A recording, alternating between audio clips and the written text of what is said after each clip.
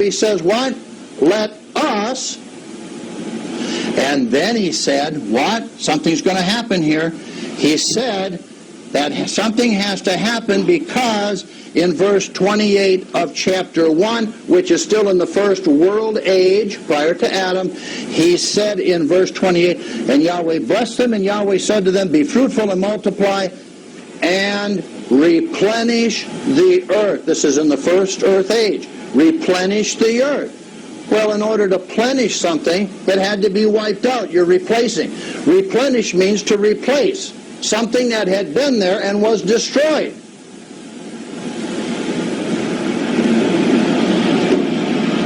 Okay? Are you following me? We're together, aren't we? Yeah. Are we together here this morning? Yeah. Okay? Next, please. Now, let's get into some interesting things.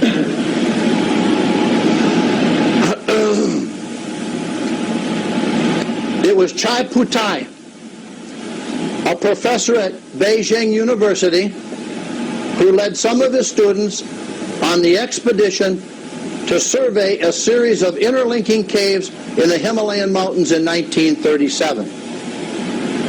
How many years ago was that? Come on, help me. 68? Okay, 68. It was said that the caves may have been artificially carved and were more like a complex system of tunnels and underground storerooms. The walls were squared and glazed as if cut into the mountain with a source of extreme heat. Now inside the caves, Professor Chai Putai found several ancient but neatly arranged burial sites, and in them the skeletal remains of a strange people. The skeletons, measuring a little more than 4 feet tall, were frail and spindly with disproportionately large skulls. It is written that at first it was suggested that the remains may be of an unknown species of a mountain gorilla. Professor Chai Putai said, quote, "Who ever heard of apes bury one another?" As more discoveries were made in the caves, ruling out that perhaps it was apes, for on the walls of the caves were carved pictograms of the heavens, the sun, the moon, the stars, and the earth, with lines of dots connecting them. And it was right after this that the discs were discovered, and these discs are older than the Great Pyramid in Egypt. For over 20 years, the discs were stored at Beijing University, and then Professor Sum Nu entered into the picture. In 1962, painstakingly transcribed the characters from the disc to the paper because there was little pictures on these discs, okay?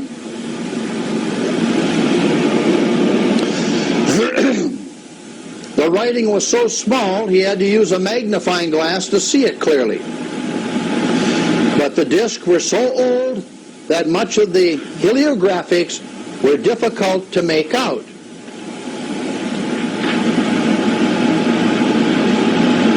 Or had been worn away by time and the elements. Now, once the characters were transcribed,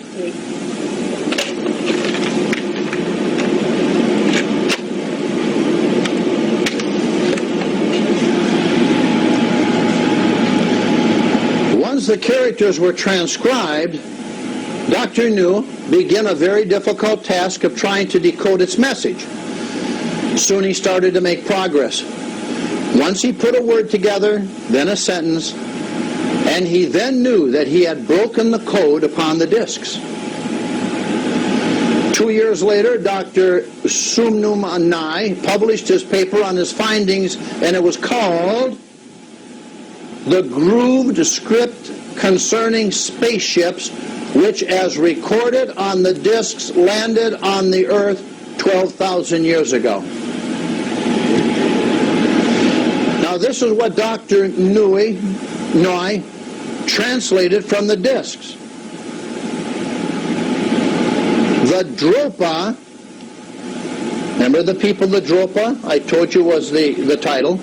The Dropa discs tell a story of a space probe from a distant planet that crash land in the Bayan-Kara-Ula mountains of the Himalayas.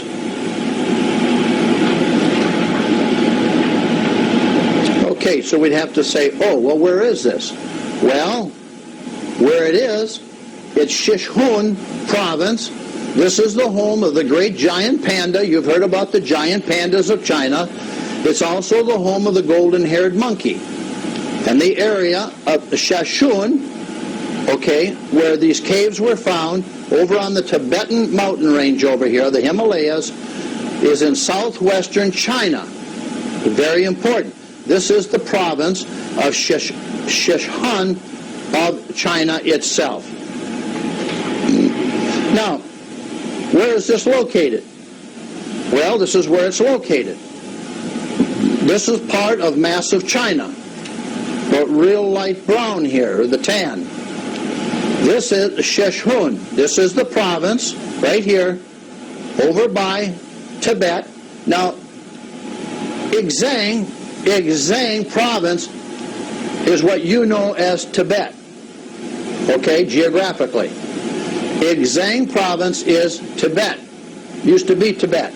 This is the mountain range right here where Tibet banged up against Sichuan. This is the mountain range of the Himalayas where the caves were found and where the discs were found and where the skeletons of the Dropa were found.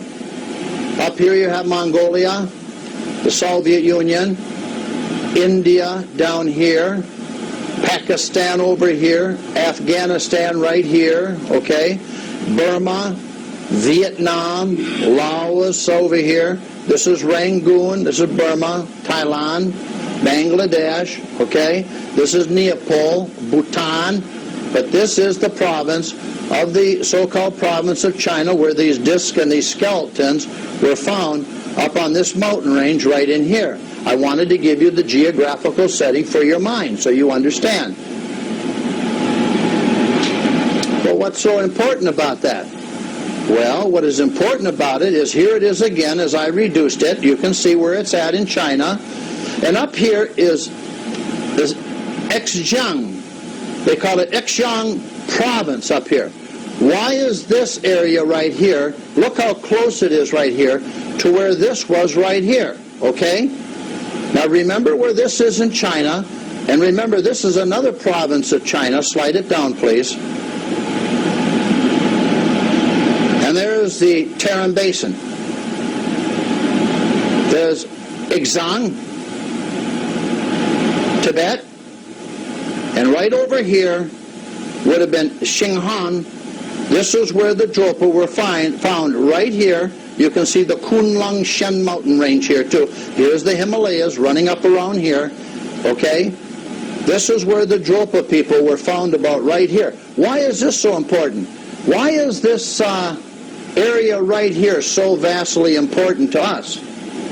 Because it's the Pamar Plateau. It's the Tarim Basin, which is, next please, the cradle of civilization of our race, the Tarim Basin. Here we got Tibet, again down here. Here's the area where the Dropa were, right here. And right here is the Pamar Plateau, where Adam was, right here, where Adam was right here. Here's the Tarim Basin. This is the Garden of Eden right here that is talked about in our book of Law and History. But I wanted you to know how close they were together because we know that Adam was here 7,500 years ago. We know the Dropa have been here 12,000 years ago. Why don't you think about these things now? Think very deep, because I'm going to be coming at you with some stuff here today. We're not here to play 1 and 1 is 2, and then we'll have bingo. Okay? We're not here, and then we'll cast lots and see who gets to go to Africa as the teacher, the mercenary, or whatever they call him. All right? Missionary. Actually, he's a mercenary. Now, I want to point something out to you that's very important. extremely important. Persian, Chinese, and Indian traditions locate the Garden of Eden on the Pamir Plateau right here. Now imagine, the Persians, the Chinese, and the Indians state that this Pamir Plateau was the Garden of Eden where Adam was, where the father of our race was. Adam, to turn rough and ready, to show blushing and redness in the face, to turn red when angry. That's the description of Adam, in Hebrew. The Dropa were right over here. Here's Tibet. The Dropa were right over here. And then, of course, when the flood came, the ark would come up and it went west, 2344 BC. Here's the migration of Noah coming off the ark and coming down into this part of the world right here. Okay? Next, please. Now, in 1937, an expedition went to the Bayan Karaula, a resort mountain range which is between Tibet and China. There, a Chinese archaeologist discovered several burial sites, over 700 of them. Over 700 burial sites. Each of the 716 graves contained a strange 4-foot-tall skeleton and an odd disc. The discs were about a foot in diameter and 1/3 of an inch thick. Here's one right here. And it had a hole right in the middle, okay? Now, for those of us that are a little older, we used to have a machine that we could take a disc about a foot in diameter, and it had a hole in the middle, and we could put it on what they call a table, plug it into the wall, hit a switch, and it was called a, what was it, a 78 record? Size 78? Oh, okay. Well, you're going to like this. Wait till you see what's coming. So here it is right here.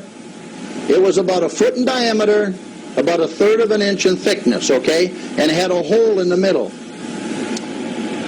The discs were about a foot in diameter, 1/3 of an inch thick, with a hole in the center from which spiraled out double groove markings in a continuous line of closely written characters.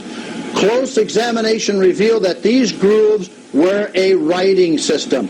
So from here, these little grooves, hold on, yeah, these little grooves were going out, spiraling out, spiraling out, spiraling out, and they had all these little characters on them, and they found out that it was a writing system on these discs that belonged to a Dropa people that was found in the caves in the Himalayas. Now, today, we don't have the 78 record, because that used to be the only old croonies in them, you know, Frank Sinatra and all these people. But now we have another disc that records from inside, when you start to play it, and it records outward, and they're called CDs. Is this correct? CDs are a little smaller. They can only contain about 80 minutes of a sound bite. I believe it's 80 minutes. Okay? Did you get that in your history class when you were in school? No. Did you hear about this? No. Oh, I see. Okay.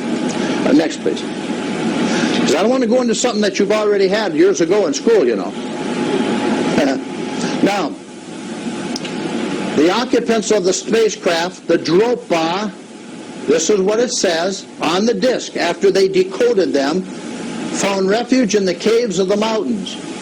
And despite their peaceful intentions, the Dropa were misunderstood by members of the Han tribe who were occupying neighboring caves and who hunted down the aliens and even killed some of them.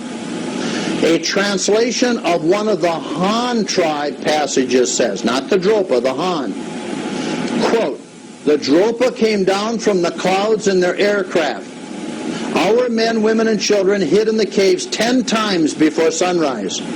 When at last the Han tribe realized that the newcomers had peaceful intentions, today the isolated area is inhabited by 2 tribes of people who in fact call themselves the Dropa and the Han. Anthropologists have been unable to categorize either tribe into any other known race." There's nothing like them on the surface of the earth anywhere. They are neither Chinese and they are not Tibetan. Both tribes are of pygmy stature, adults measuring between 3'6" and 4'7", with an average height of 4'2" and a body weight of between 38 and 52 pounds.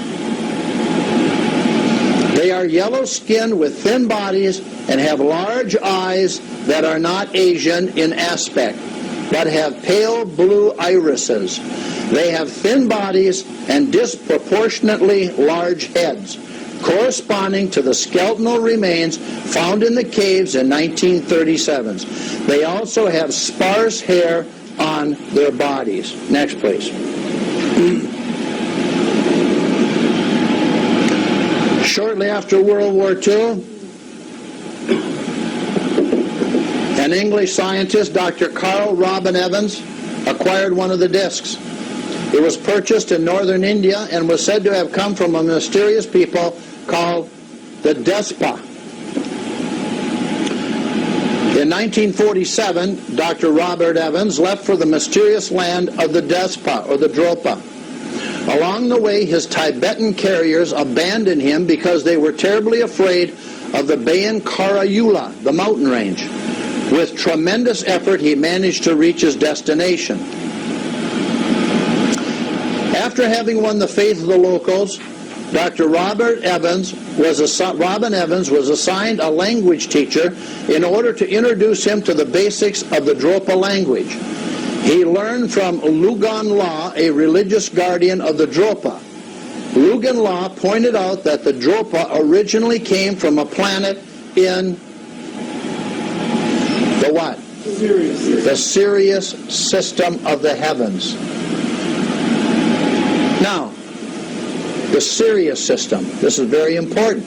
There was another people on this earth in Africa called the Dagon people. And we'll be getting into that in a little bit. I've already got a preliminary one out. Who was and who is Dagon today? Okay? I've lectured on that about 10, 11 years ago. Now, the Sirius system. Sirius is the largest and most brilliant star in the heavens. It is situated in the eye of the greater dog Canis Major. Therefore, it is known as the Dog Star.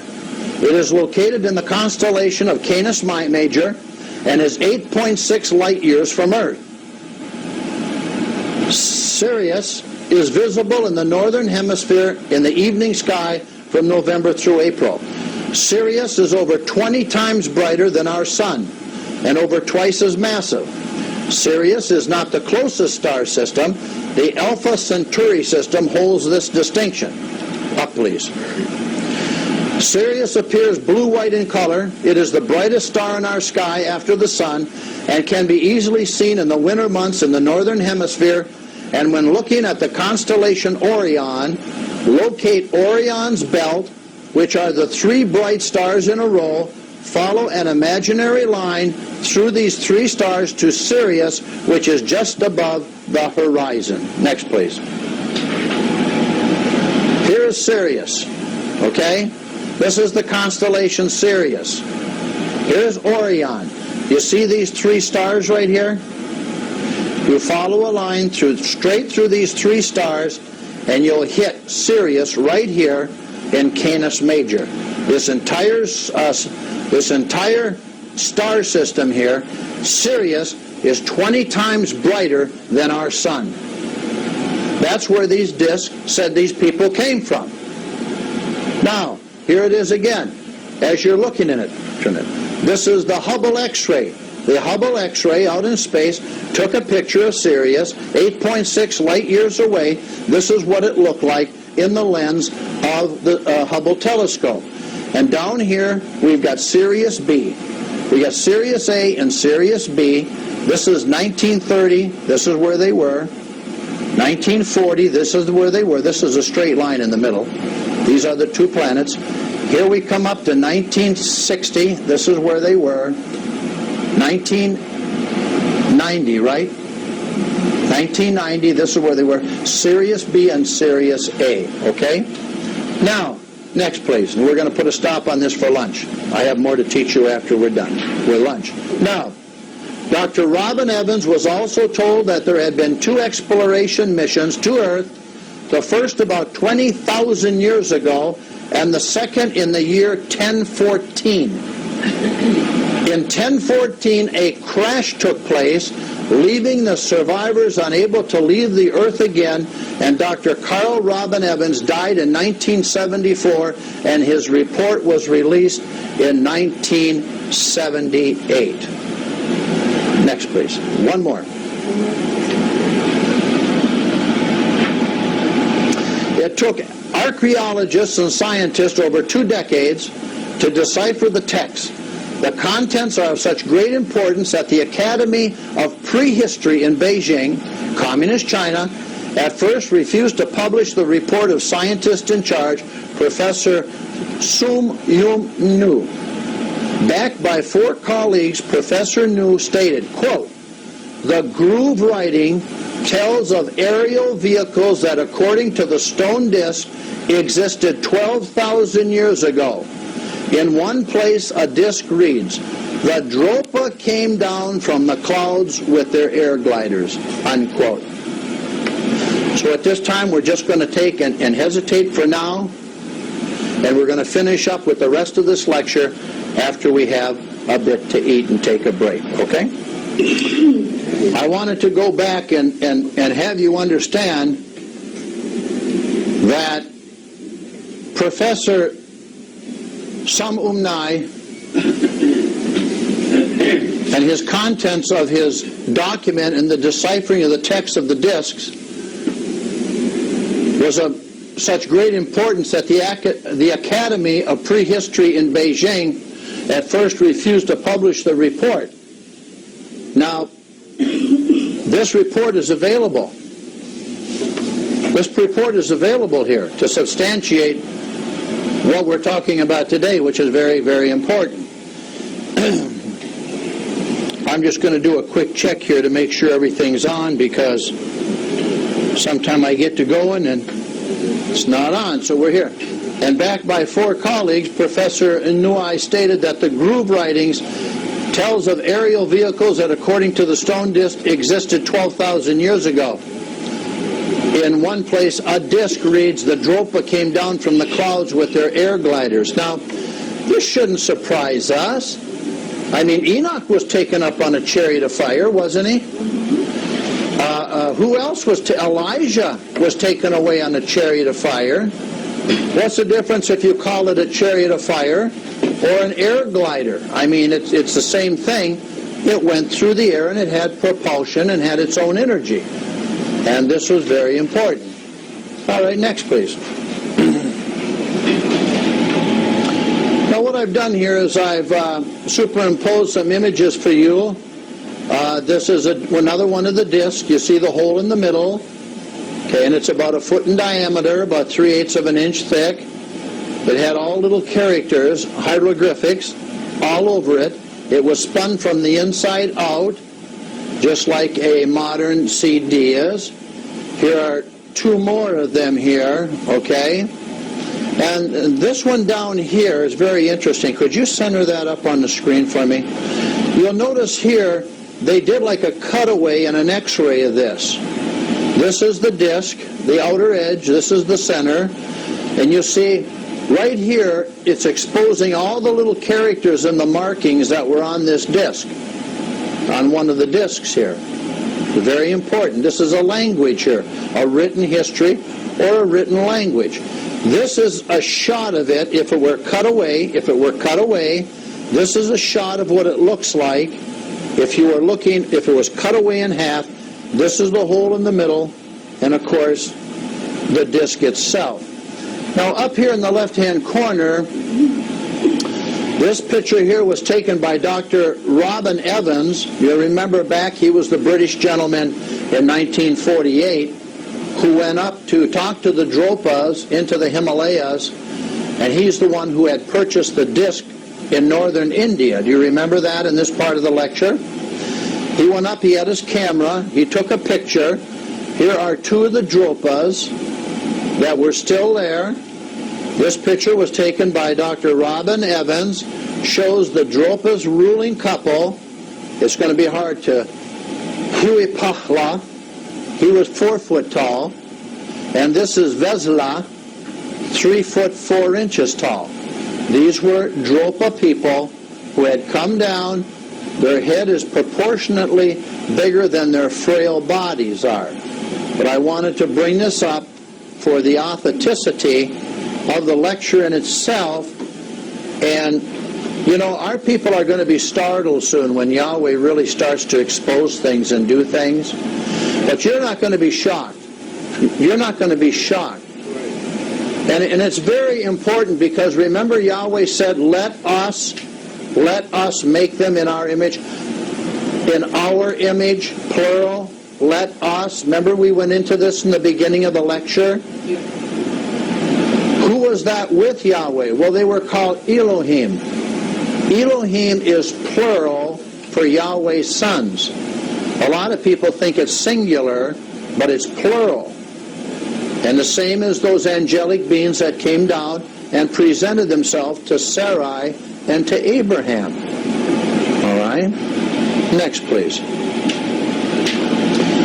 Now, in 1968, see, I'm bringing this up in time now. I'm bringing this lecture chronology, through the time chronology, okay, from way back when the expedition was created and went there in 1937. We're bringing things up in time now for you. In 1968, that wasn't too long ago, probably about 37 years ago, the Dropa disc came to the attention of W. Satsu, a Russian scientist who republished the findings of Dr. Tum Nai and conducted tests on the disc that revealed some very particular properties, which are. So he took it now. This is a forensic scientist, and he examined the disc. They wanted to know what the disc were made of. This is very important, to what elements this disc was made of, all right? And number one, the granite discs contain high concentrations of cobalt and other metals. Now, cobalt, that's true. There's cobalt all over the earth. There's no problem with that. What else is cobalt linked with? Would you say nuclear fission? It's also linked into nuclear. Is this correct? All right. And other metals. That's probably the reason why these discs have lasted so long, because of the hardness and the density that the discs are, with all their little characters and stuff that were inscribed so small, they had to use a magnifying glass even to look at them. Now think about this. Plus to have the instruments that can carve into cobalt. All right? Number two, a very hard stone indeed that would have made it difficult for the primitive people to carve the lettering, especially with such minute characters. Up just a little. Thank you. And when testing a disc with an oscillograph, a surprising oscillation rhythm was recorded, as if the scientists said they had once been electrically charged or had functioned as electrical conductors. Now this is coming out of the Soviet Union, who ran the test on the discs as to what they were made of and what they found out about the discs. Now, it's interesting that when they tested it with an oscillograph, that they had once been electrically charged or had functioned as electrical conductors is a very, very exciting and interesting situation.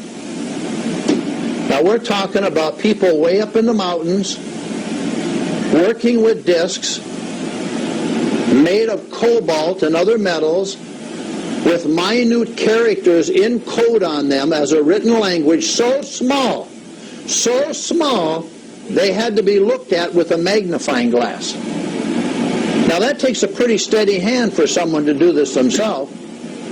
And besides, what instrument would they have then that they could cut into cobalt and actually make a perfect written language in a circle coming from the inside out like a CD operates. Next, please. This is Dr. Asatsu's paper from Russia, the scientist, from 1968. The text below is a translation of the original paper written by the Russian scientist Dr. W. Asatsu and has not been altered in any way. The Dropas. And this is what he states. This is approximately 1968 to 1970 now, when he released his paper. In the borderland between Tibet and China, there is a cave region of the Bayan Karaula Mountains. 25 years ago, remarkable finds of tablets with writing and hieroglyphics were made there.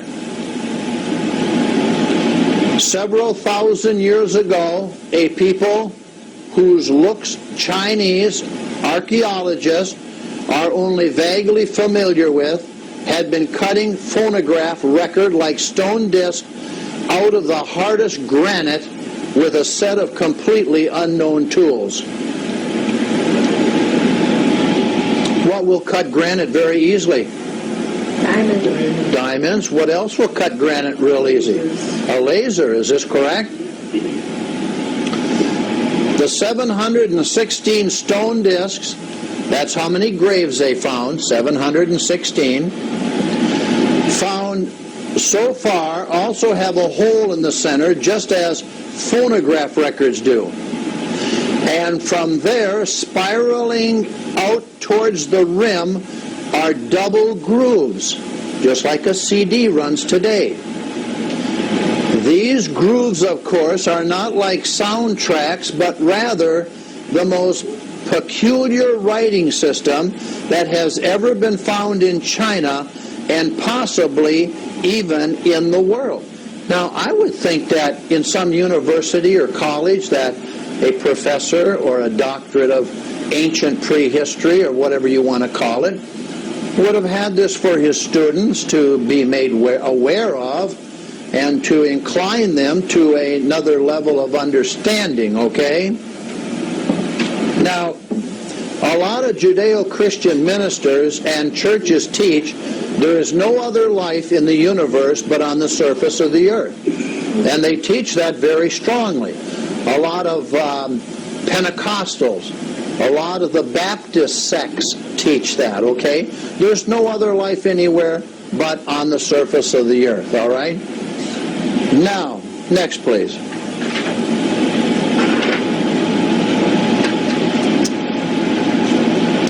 It took archaeologists and scientists over 2 decades to decipher the code on the discs. The contents are so fantastic.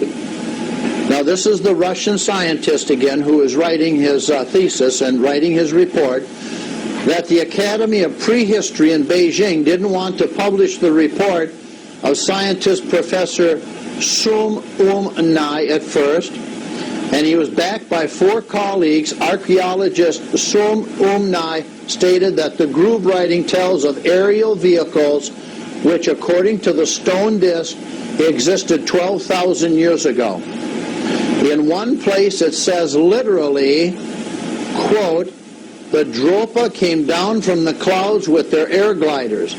10 times the men, women, and children of the Khan hid in the caves until sunrise. Then they understood the signs and saw that the Dropa come in peace this time, unquote.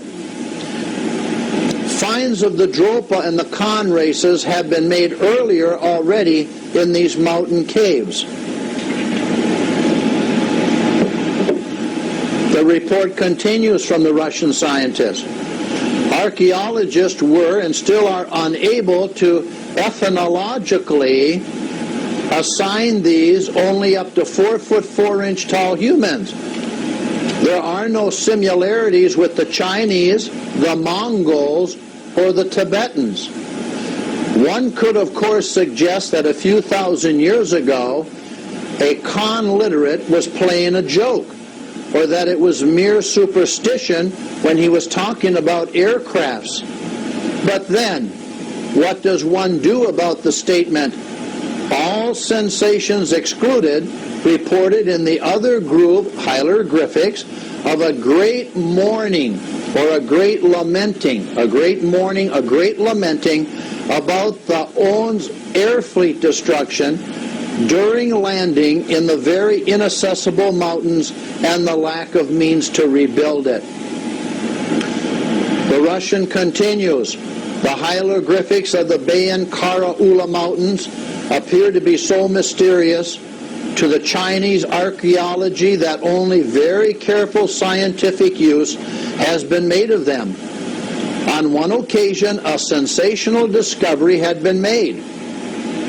The disc contained a lot of cobalt and other metals. When testing a disc with the oscillograph, a surprising oscillation rhythm was discovered, just as if the disc with their grooved writing had once been charged or had functioned as electrical conductors. Nobody can tell what's behind these 12,000-year-old stone discs. And to complete his report, assumptions would be too risky and not objective enough, but one is reminded of the ancient Chinese tale of the small and slender yellow people who came from the clouds and were shunned by everyone due to their ugliness, large, wide heads and very slender bodies, and hunted by the men with the quick horses, possibly the Mongols. In fact, there had been finds of grave and skeleton remains in the caves from 12,000 years ago, and it's also a fact, this is what the Russian scientists, it's also a fact that these finds, classified as remains of the Dropa and the Khan race, carried the signs of a small body frame and very large heads. The very first archaeological report tells of an extinct mountain gorilla species.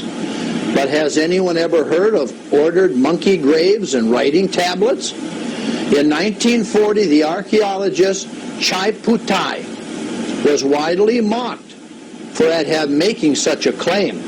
But Chaiputai defended himself by declaring that the stone disc had been added to the caves by later cultures. This is all rather confusing, but it does not change anything about the hieroglyphic mystery of the Bayan Karaula Mountains, which gets even more complicated by the fact that the cave walls show carved pictures of the writing tablets, and in several places the rising sun, the moon, and stars, in between whole swarms of pea-sized dots that are descending toward the mountains and the earth in graceful curves. Next, please. Now, that was the report by the Russian scientists who evaluated the content of the disc and also the information that he put in writing. Now, in 1995, now we're only up to what, Don, about 10 years? 1995, okay? A remarkable Chinese news report related the discovery of a tribe of 120 people of previously unclassified ethnology. In other words, they couldn't document the race. They don't know how they could have come about, okay?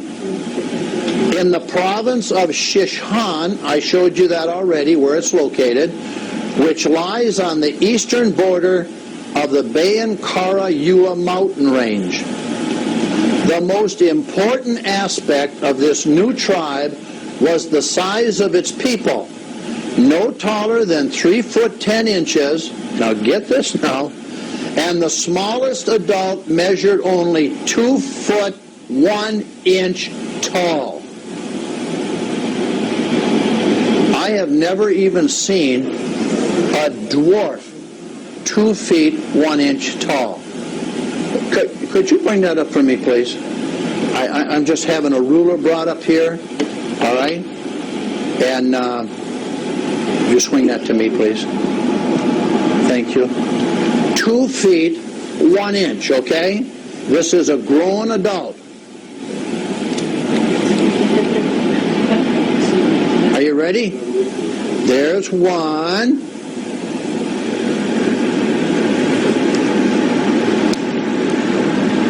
There's 2.